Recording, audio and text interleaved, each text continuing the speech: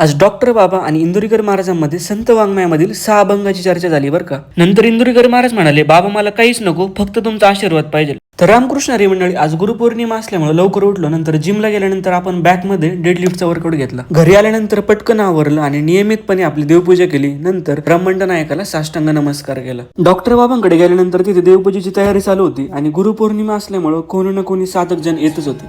तर गुरुपौर्णिमेबद्दल थोडक्यात महत्व सांगायचं झालं तर आपल्या भारतीय संस्कृतीमध्ये गुरुला ईश्वराचे स्थान दिले जाते. तसेच हा दिवस आपल्याला ज्ञान देणाऱ्या प्रत्येक गुरुप्रती कृतज्ञता व्यक्त करण्याचा दिवस मानला जातो. तसेच अज्ञानाचा अंधार दूर करून जीवनात ज्ञानाचा प्रकाश असणाऱ्या गुरूंचे आभार मानण्याचा दिवस मानला जातो. तसेच भारतामध्ये आषाढ शुद्ध पौर्णिमेला गुरुपौर्णिमा म्हणून साजरी केली जाते.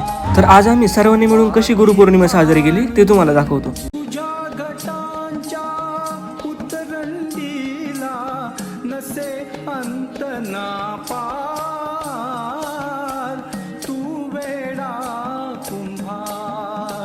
विठ्ठला तू वेडा